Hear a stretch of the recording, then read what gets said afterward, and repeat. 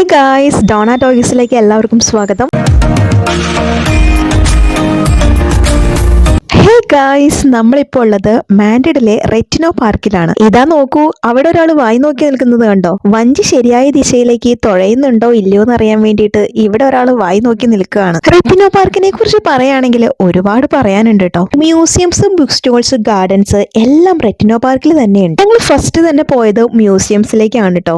ഇതിന്റെ വലിയൊരു വീഡിയോ നമ്മൾ ഷോർട്ടിൽ ഉൾക്കൊള്ളിച്ചിട്ടുണ്ട്. ഇവിടെ എന്തൊക്കെയുണ്ടെന്നുള്ളത് ഷോർട്ടിൽ വ്യക്തമായിട്ട് ഞാൻ പറയുന്നുണ്ട്. ആ വീഡിയോ കാണാത്തവർക്ക് വേണ്ടിയിട്ട് എല്ലാവരും ആ വീഡിയോ ഒന്ന് കാണണേ. പിന്നെ നമ്മൾ പോയത് പെയിന്റിങ്സ് ഒക്കെ കാണാനായിട്ടാണ്. ഈ വാതിൽ തുറക്കുന്നത് വരെ നമുക്ക് അറിയില്ലായിരുന്നു ഇവിടെ പെയിന്റിങ്സ് ആണ് ഉള്ളതെന്നുള്ളത്. ഫ്രീ എൻട്രൻസ് എന്ന് കേട്ടപ്പോ എല്ലാവരും അങ്ങ് ചാടി പുറപ്പെട്ടു, കൂടെ ഞങ്ങളും. തത്സമയം തന്നെ വരയ്ക്കുന്ന കുറെ പിക്ചേഴ്സ് ഇവിടെ തന്നെയുണ്ട്. പിക്ചേഴ്സ് ആസ്വദിക്കാൻ അറിയുന്നവർക്ക് വേണ്ടിയിട്ടാണ് കേട്ടോ ഈ ഒരു സംഭവം കെട്ടിപ്പൊക്കി വെച്ചിരിക്കുന്നത്. എന്നോർത്ത് ഇവിടെ ആരും വരുന്നില്ല എന്നല്ല, ഒരുപാട് പേര് വരുന്നുണ്ട്. ശരിക്കും പെയിന്റിങ്സ് ആണോ അത് ഫോട്ടോഗ്രാഫ്സ് ആണോ എന്ന് പോലും നമുക്ക് സംശയം തോന്നിപ്പോകും. അതേ രീതിയിലാണ് പിക്ചേഴ്സ് ഒക്കെ അവര് വരച്ചു വെച്ചിരിക്കുന്നത്. ഇത് വരച്ചത് തന്നെയാണോ എന്ന് എനിക്ക് ഒരുപാട് ഡൗട്ട് ഉണ്ടായിരുന്നു. പക്ഷെ അവിടെ തന്നെ ലൈവായിട്ട് ആളുകൾ ഇരുന്ന് വരയ്ക്കുന്നുണ്ട്. അത് കണ്ടപ്പോഴേ നമുക്ക് മനസ്സിലായി കലയെ അതുമാതിരി സ്നേഹിക്കുന്ന ഒരുപാട് പേരുണ്ടെന്ന്. ഇദ്ദേഹം ഇതേപോലെ തന്നെ പിക്ചേഴ്സ് വരച്ചുകൊണ്ടിരിക്കുകയാണ്. ഇവിടെ ബ്ലാങ്ക് ആയിട്ട് കിടക്കുന്ന കുറെ സ്പേസസ് ഉണ്ട്. അവിടെ എല്ലാം ഓരോരുത്തർ വന്ന് വരയ്ക്കും.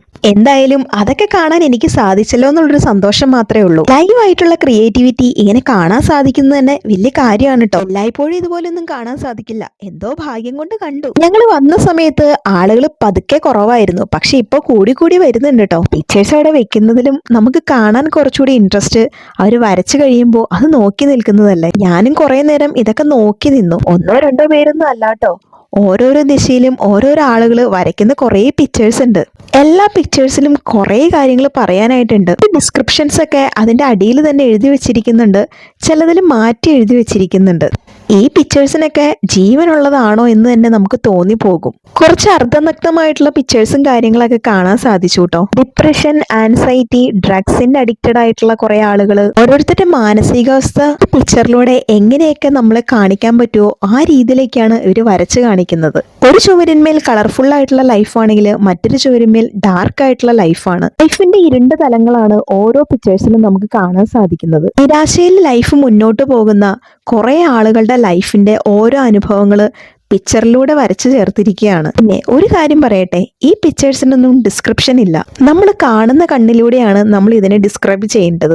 ഞാൻ എങ്ങനെയാണോ ഈ പിക്ചറിനെ കാണുന്നത് ആ രീതിയിലായിരിക്കും എൻ്റെ മനസ്സിന്റെ ഓരോ തലങ്ങളിലും ഈ പിക്ചർ സ്പർശിക്കുക. അതാണ് ഇവരുടെ ഉദ്ദേശം തന്നെ. ശരിക്കും ഇതല്ലേ രസം? ഒരു പിക്ചറിനെ കൂടുതൽ ഡിസ്ക്രൈബ് ചെയ്യാതെ നമ്മൾ കാണുന്ന കാണികളുടെ കണ്ണിൽ ആ ഒരു പിക്ചർ എന്താണെന്നുള്ളത് നമ്മുടെ മനസ്സിൽ തന്നെ അതിന് വിവരണം കൊടുക്കുമ്പോഴല്ലേ ആ ഒരു കല ജീവനുള്ളതായിട്ട് തീരുള്ളൂ. എനിക്ക് അങ്ങനെയാണ് തോന്നിയത്. കാണുന്ന എല്ലാ പെയിന്റിങ്സിലും ഒരുമാതിരി ജീവൻ തുളുമ്പുന്ന ആത്മാവുള്ള പോലെ അവര് നമ്മളോട് എന്തോ സംസാരിക്കുന്ന പോലെയൊക്കെ തോന്നിപ്പോയി. കുറെ നേരങ്ങളൊക്കെ ഞാൻ ഈ പിക്ചേഴ്സ് നോക്കി നിന്നുപോയി. ആദ്യമേ ഒന്നും എനിക്ക് പെയിന്റിങ്സിനോട് വലിയ താല്പര്യമൊന്നും ഉണ്ടായിരുന്നില്ല കേട്ടോ. പക്ഷേ ഈ പെയിന്റിങ്സിനെയൊക്കെ കൂടുതൽ ശ്രദ്ധയോടുകൂടി നോക്കാൻ തുടങ്ങിയപ്പോഴേക്കും അവരെല്ലാം നമ്മളോട് എന്തോ പറയുന്ന പോലെയൊക്കെ തോന്നി. പിന്നീട് ഞാൻ ഇതിനെ സ്നേഹിക്കാനും തുടങ്ങി. പെയിന്റിങ്സ് ഒക്കെ കഴിഞ്ഞ് ഞങ്ങൾ ഇറങ്ങിയത് ചില്ലുകൊട്ടാരത്തിലേക്കാണ്. ഇതാണ് റെറ്റിനോ പാർക്കിലെ വൺ ഓഫ് ദ ബെസ്റ്റ് ചില്ലുകൊട്ടാരം.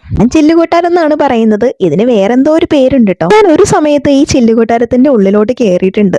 ഭയങ്കര രസമാണ് ഇതിന്റെ ഉള്ളിൽ കാണാനായിട്ട്. വളരെ പ്രതീക്ഷയോടെ ഞാനും ഇച്ചാനും ഈ ചില്ലുകൊട്ടാരത്തിന്റെ ഉള്ളിൽ പോയിട്ട് കുറച്ച് വീഡിയോസും ഫോട്ടോസൊക്കെ എടുക്കണം എന്നുള്ള ധാരണയിലാണ് പോയത്. ഇടയ്ക്ക് വെച്ച് എനിക്ക് മനസ്സിലായി അവിടെ നമുക്ക് പ്രവേശനം ഇല്ല എന്നുള്ളത്. പിന്നെ എന്ത് ചെയ്യാനാ, കൊട്ടാരത്തിന്റെ പടിക്കൽ കുറെ നേരം ഇരുന്നു. നമ്മളെപ്പോലെ ചില്ലുകൊട്ടാരം കാണാനായിട്ട് വന്നവരാണ് കേട്ടോ ഇവരെല്ലാവരും.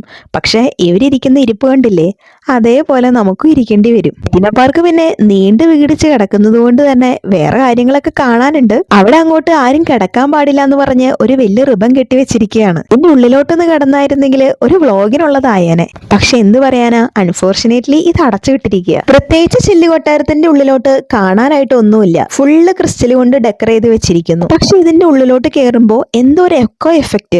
ക്രിസ്റ്റൽ പാലസ് ഞാൻ ഫസ്റ്റ് വന്നപ്പോൾ തുറന്നുണ്ടാക്കായിരുന്നു. ഇതിനകത്ത് കാണാനായിട്ടൊന്നുമില്ല. ഇതിൻ്റെ ഉള്ളിൽ മൊത്തം ക്രിസ്റ്റൽ കൊണ്ട് ഉണ്ടാക്കി വെച്ചിരിക്കുന്ന ഒരു പാലസ്, അത്രേ ഉള്ളൂ. പക്ഷെ പണി നടക്കുന്നുണ്ട്, അടച്ചിട്ടേക്കാം. അപ്പോൾ നമുക്കിതിൻ്റെ ചുറ്റുപാടൊക്കെ നോക്കാം.